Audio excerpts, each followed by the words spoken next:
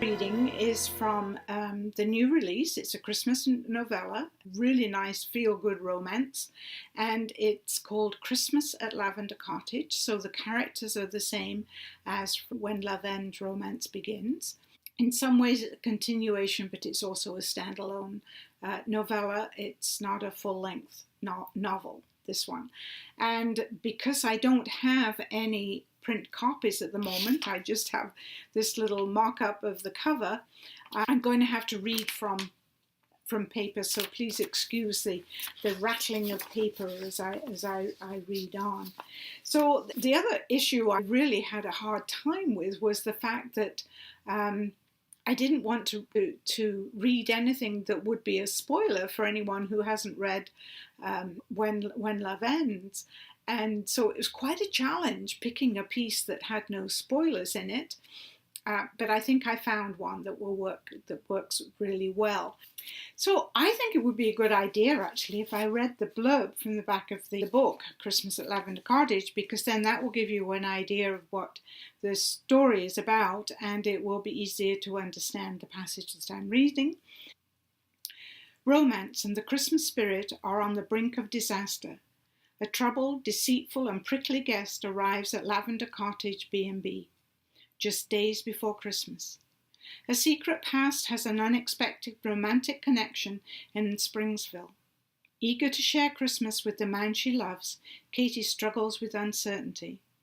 A missing necklace and false accusations threaten the joyful holiday, not just for Katie and her guests, but for an innocent family. So that gives you the gist of it. This particular passage at Christmas, which I think is a good way to explain it. Buddy lay curled in his bed by the fire. Hearing the sliding door, he lifted his head, looking expectantly at Katie. She bent down and patted his head. "I think you'd like a walk." At the word walk, Buddy sprang to attention. "I'll get my coat. We can walk through the village to the antique store. I'm looking for a Victorian Christmas wreath from my front door." Already cold, and the damp air and wind went through to Katie's bones. She pulled her collar up and put her gloved hands in her pocket. Buddy trotted in front, not seeming to care about the cold. His thick curly fur kept him warm. The wind had picked up in the last hour, making the sign Springsville Antique Shop swing violently above the door. She tied Buddy to a tree outside the store. Cyril Winthrop, the owner, was not a dog-friendly person. The green wreath of burgundy and gold bows, red holly berries and glitter covered the shop door. Katie stepped back to take a look, nodded her approval, and turned the doorknob. Jingling jingle bells, a sea of twinkling lights, soft Christmas music, and toasty warm air welcomed her into the Victorian Christmas scene. "Cyril, this is beautiful. Who did all this?" Her gaze jumping from the perfectly looped garlands to exquisite carol-singing dolls, candlelight lights dancing on a 10-foot Christmas tree topped with a glittering white angel whose smile could melt the devil himself. A train whistled from under the tree. An old-fashioned toy train full of laughing elves chugged in circles, urgently trying to reach its infinite destination. Katie stood still and took a generous breath of air as a broad smile lifted her cheeks. "I can smell gingerbread." She clapped her hands, childlike, giving Cyril a puzzled glance. He held up a spray can. "Actually, I don't reveal this to everyone, but the baking aroma is the only thing that isn't genuine." He waved his arms around the shop. "The rest is all my creation."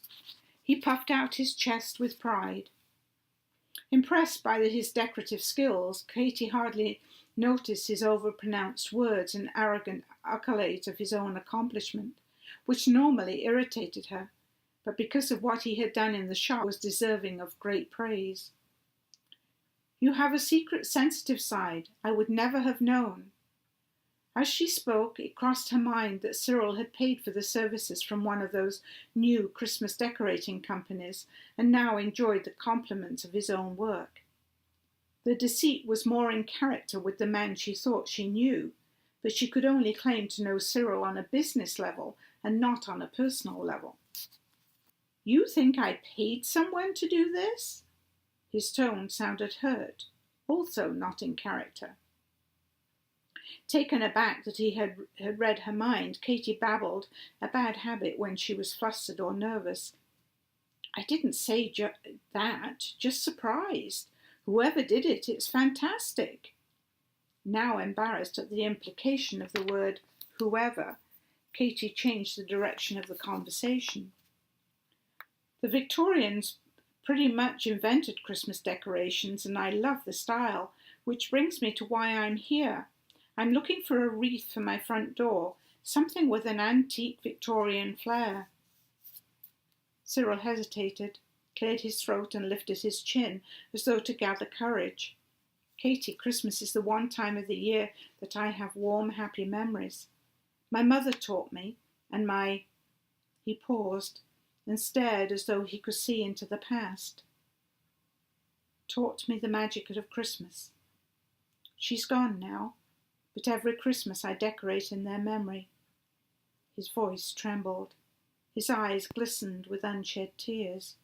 Cyril turned away from Katie and added, "If you'll follow me, I have a wreath that was made for Lavender Cottage."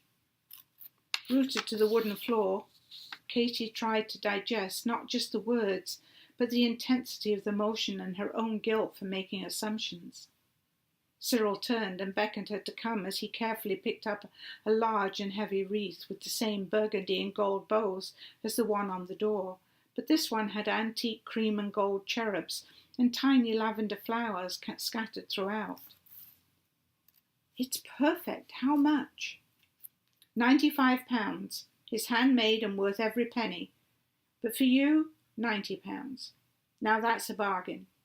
He smiled, adding, "I thought of Lavender Cottage as soon as I saw it." Katie doubted this last comment.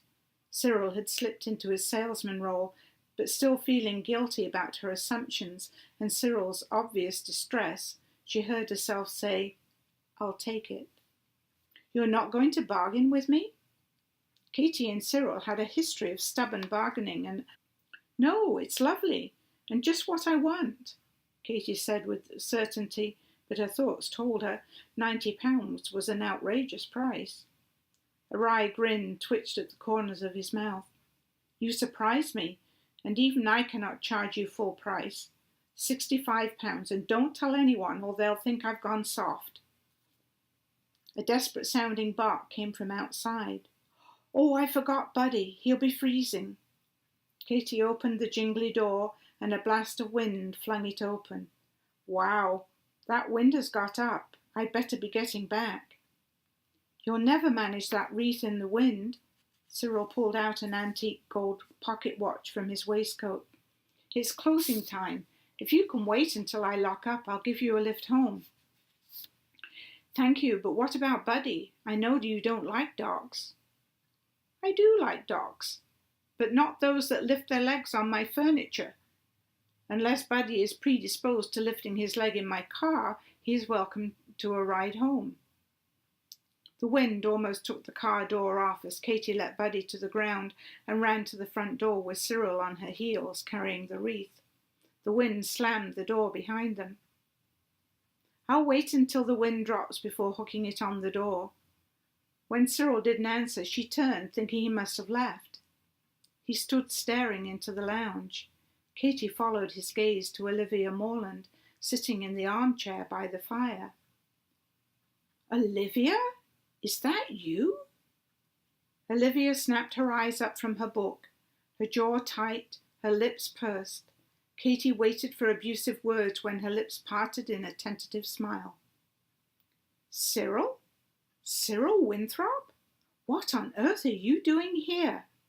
Olivia glanced from Katie to the wreath to Cyril. "I live here. No, I don't mean here at Lavender Cottage, but here in the village. I own the antique store on Main Street. Katie just bought this wreath from me, and because of the wind, it's really blustery, I offered Katie a lift. It's been years, Livy. So what are you doing here?" Katie wanted to giggle. She'd never seen Cyril flustered, and the association with Livy she thought must be close to use such a nickname. Plot thickens. So that concludes the readings from the launch. I'd love to have some comments, and if whetted your appetite, shall we say, for the books. They are available on Amazon and all the online retail stores. So thank you for listening. Thoroughly enjoyed this, and I will be doing this more often. Bye for now.